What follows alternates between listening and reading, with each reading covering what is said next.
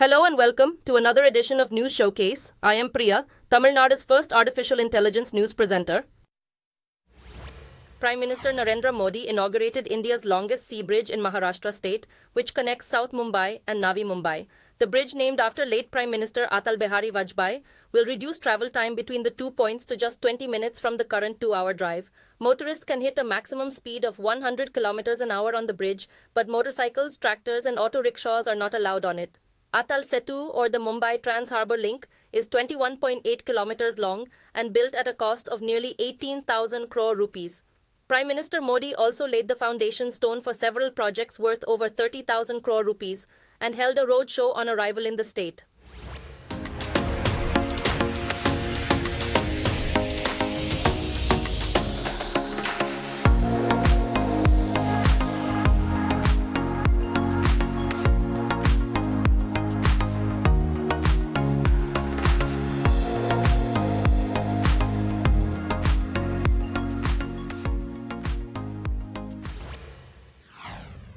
Security has been stepped up in Prayagraj city in Uttar Pradesh ahead of the inauguration of the Ram Temple later this month. Prime Minister Narendra Modi will preside over the installation of the Ram Ido L at the temple in Ayodhya town on January 22nd. Officials said the route from Prayagraj city to Ayodhya has been secured with extra deployments of police. Devotees and visitors have started arriving in cities around the town, which has a new airport, a rail station and other transport facilities. A large number of foreign guests are expected to take part in the grand event, which will include speeches, ceremonies and rituals. The birth anniversary of revered Indian religious teacher, Swami Vivekananda, was observed as National Youth Day in India. Leaders and people from all walks of life paid their tributes. Vivekananda was an explorer by nature and travelled extensively across India for many years to gather knowledge about Indian culture, society and religion. In one of his famous quotes, he said, "You cannot believe in God until you believe in yourself." He was born in an influential family in Kolkata in 1863 and lived a short but impactful life that lasted 39 years. At Nashik in Maharashtra, Prime Minister Modi inaugurated the National Youth Festival and addressed the nation. Parts of Delhi and its surrounding areas were covered in a thick blanket of fog as temperature dipped to 5.4 degrees Celsius in the morning. Due to the fog cover, the visibility levels at Indira Gandhi International Airport area were reduced to zero.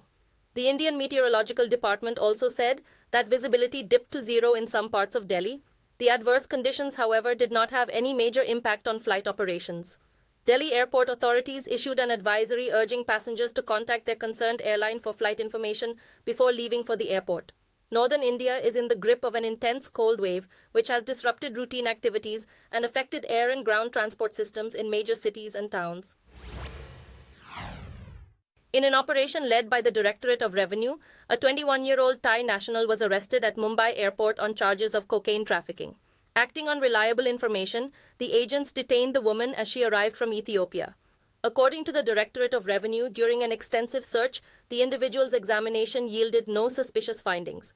A closer inspection of her trolley bag uncovered multiple packets containing a white powder-like substance. Tests confirmed that the substance was cocaine, with its market value estimated at 40 crore rupees.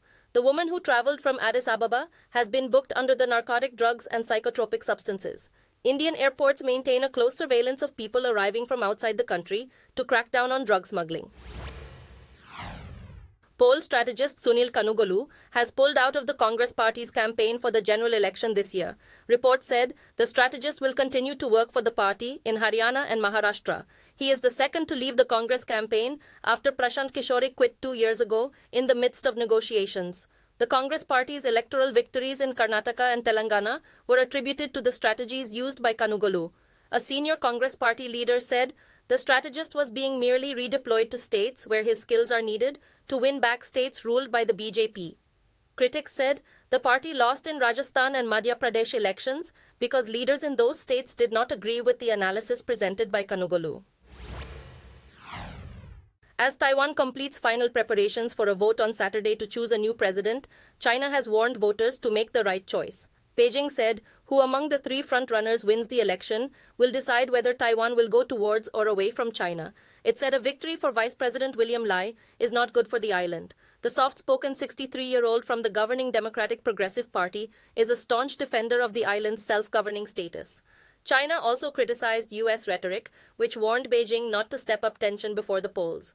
Reports say the U.S. has been quietly arming Taiwan against an invasion by China, while Beijing, which considers the island as a breakaway territory, has vowed to reunite it with the mainland. Fighter jets from the US and UK have carried out air attacks on rebel targets in Yemen. The strikes come after the rebels attacked commercial ships in the Red Sea and said they targeted vessels linked to Israel. The Netherlands, Australia, Canada and Bahrain provided support for the mission. The strikes hit targets in the capital Sana'a and the northwest of the country. The UK said the strikes were limited and hit military facilities. The rebels are said to control most of Yemen and vowed that the US and UK will pay a heavy price for the blatant aggression. The rebels have carried out more than 20 strikes, including drone and rocket attacks on merchant vessels since November. Iran has seized an oil tanker in the Gulf of Oman and ordered it to sail to an Iranian port. Iranian media quoting the Navy said the seizure was in retaliation for the confiscation of the oil on it by the US last year. The ship, St. Nicholas, was traveling between the Iraqi port of Basra and its scheduled destination in Turkey. It was carrying 145,000 tons of crude oil, and the crew included 8 Filipinos and 1 Greek citizen. Quoting Intercepts, the UK Maritime Trade Operations said up to 5 masked personnel in military-style uniforms boarded the ship and said the communications with the vessel had been snapped. Iranian media, quoting the military, said the ship was American, although it was owned by Greece. Reports say Donald Trump insisted on having his say when he appeared in a court in New York in a civil fraud case against the Trump Organization. Trump was previously told not to speak in the courtroom, but the judge later gave him a few minutes to express himself. The former president accused the city's attorney general of hating him before storming out of the court and told reporters that the case was a sham. Trump also addressed a news conference, turning his legal troubles into a campaign spectacle. The ex-president, who is seeking re-election in polls this year, is way ahead of his Republican rivals in opinion rankings. Some states have banned Trump from seeking re-election, which he has challenged. Reports in the international media say Sam Altman, the CEO of OpenAI, the artificial intelligence company behind ChatGPT, has married longtime partner Oliver Mulherin.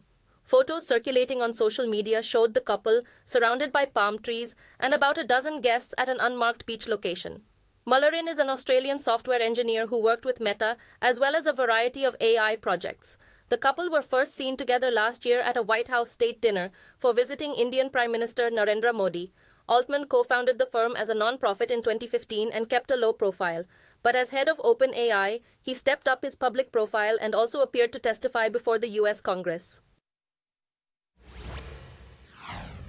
Reports say scientists have discovered a large ring-shaped structure in space, which is 1.3 billion light-years in diameter and appears to be roughly 15 times the size of the moon. The discovery, not visible to the naked eye, was revealed at the University of Central Lancashire, which was named the Big Ring by astronomers. Experts said the star cluster is so big that it challenges the way we understand the universe. According to the cosmological principle, such a large structure should not exist and that all matter is spread evenly across the universe. The latest finding is the 7th large structure, which goes against the belief that the cosmos is smooth. The discovery has sparked a rethink among astronomers studying the universe. A video of human-like creatures shot by hikers and posted on social media has attracted immense attention amid speculation that they could be aliens. Reports in the New York Post said they were 10 foot tall and spotted on an island, some 3 kilometers from the southwestern coast of Brazil. Local people said the 2 creatures appeared on a hilltop, which was not easily accessible for humans. The creatures were swinging their limbs like normal people, but were too small to be humans. The footage comes days after a clip claimed that 10-foot-tall aliens were seen strolling through a mall in the US city of Miami. Thank you for watching. I am Priya, Tamil Nadu's first artificial intelligence news presenter. Do tune in, same time tomorrow, for a roundup of the latest news and updates in India and around the world.